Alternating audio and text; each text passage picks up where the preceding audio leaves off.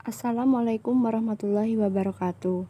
Perkenalkan, kami dari kelompok 4 yang beranggotakan Regar Desisya Putri, Rani Mulyani Effendi, Rizka Dwi Anggraini, dan Sinta Fatika Sari akan menyampaikan materi mengenai filsafat Yunani klasik, para tokoh dan pemikirannya. Lanjut, kita simak materinya. Baik, di sini saya akan membahas tentang masa Yunani klasik. Masa Yunani klasik merupakan masa di mana filsafat menunjukkan kepesatan, yaitu di mana orang-orang mulai minat pada bidang filsafat. Masa Yunani klasik dibawa atau diawali oleh Sofinisme. Aliran Sofinisme berasal dari kata sophos, yang berarti cerdik atau pandai. Sofinisme ini ahli pada bidang bahasa, politik, retorika, dan pemaparan tentang kosmo dan kehidupan manusia di masyarakat, sehingga dapat membawa perubahan budaya dan peradaban Athenia. Baik, untuk selanjutnya saya akan membahas tentang para tokoh dan pemikiran pada filsafat Yunani klasik. Yang pertama yaitu kaum sofis. Nama sofis atau sofistes tidak dipergunakan sebelum abad ke-5. Arti tertua dari kata sofis adalah seseorang yang bijaksana atau seseorang yang mempunyai keahlian dalam bidang tertentu. Agak cepat kata ini dipakai dalam arti sarjana atau cendekiawan.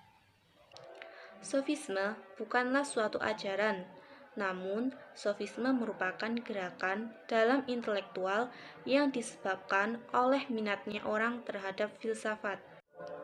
Sebelum abad ke-5, sofis berarti sarjana, dan pada abad ke-4, para sarjana atau cendekiawan bukan lagi disebut sofis, namun disebut filosof. Sedang sofis sebutan untuk para guru yang mengajar secara berpindah-pindah dari kota ke kota. Lalu, kata sofis tidak lagi digunakan karena kata sofis disalahgunakan bahwa guru yang berpindah-pindah adalah orang yang meminta uang. Selanjutnya adalah faktor pendorong kaum sofis. Yang pertama adalah perkembangan Athena. Perkembangan secara pesat kota Athena dalam bidang politik dan ekonomi. Hal ini menyebabkan kota Athena menjadi ramai.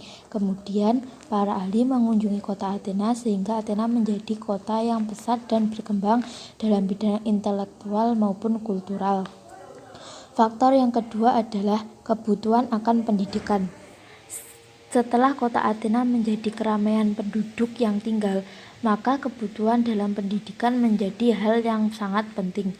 Apalagi kota Athena menjadi pusat kota politik. Kaum sofis mendidik kaum mudanya agar dapat melanjutkan pendidikannya. Faktor yang ketiga adalah perjumpaan dengan kebudayaan. Karena pemukiman bangsa Yunani biasanya terletak di daerah pantai, pergaulan dengan bangsa lain pun terjadi. Akibatnya, adanya alkulturasi budaya dari berbagai kebudayaan, sehingga orang-orang Yunani menjadi dinamis dan berkembang. Selanjutnya adalah para tokoh filsuf sofis. Yang pertama adalah Protagoras. Protagoras berasal dari Abdera. Ia hidup antara tahun 490 sampai 420 sebelum Masehi.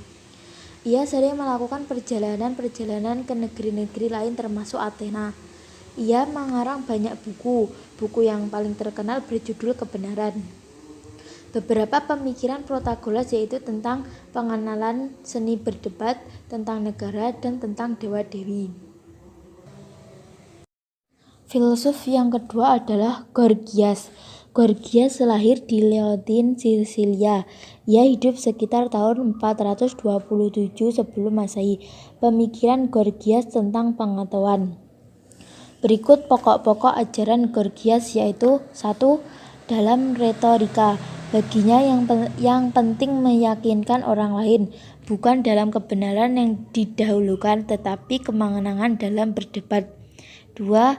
Tentang alam. Baginya tiada satupun yang ada. Seandainya sesuatu ada, maka itu tidak dapat dikendalikan atau tidak dapat dikenali.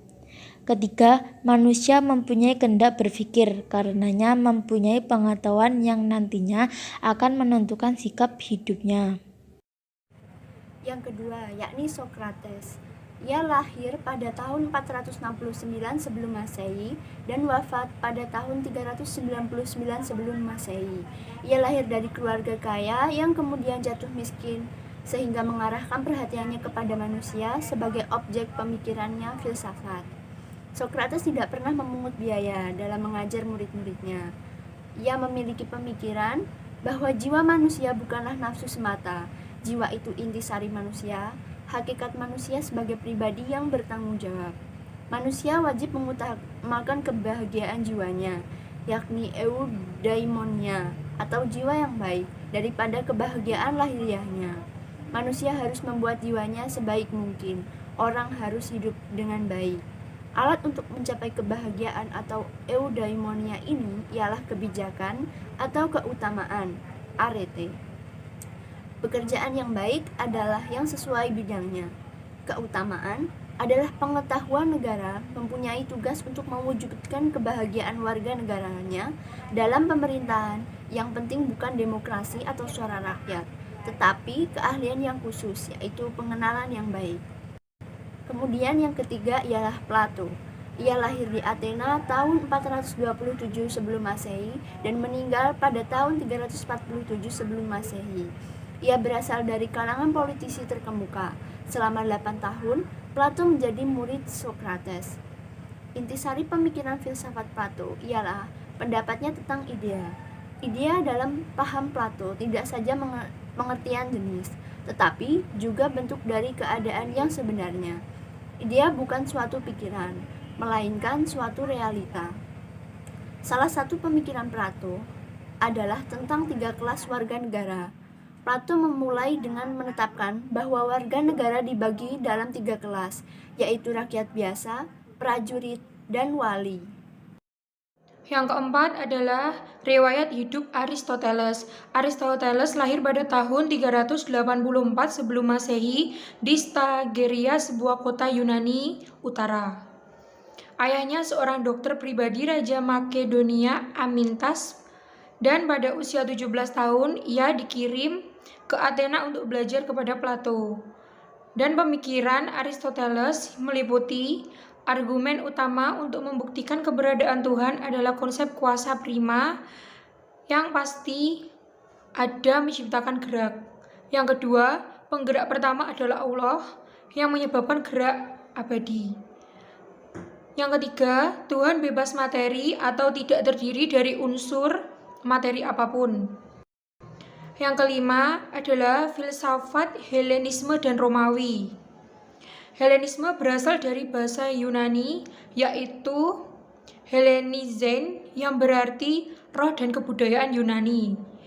Helenisme pertama kali ada pada zaman Yunani yang disebarkan oleh salah satu pengusaha Makedonia dari Romawi dan membawahi Yunani, Mesir, hingga Syria yang bernama Alexander Agung.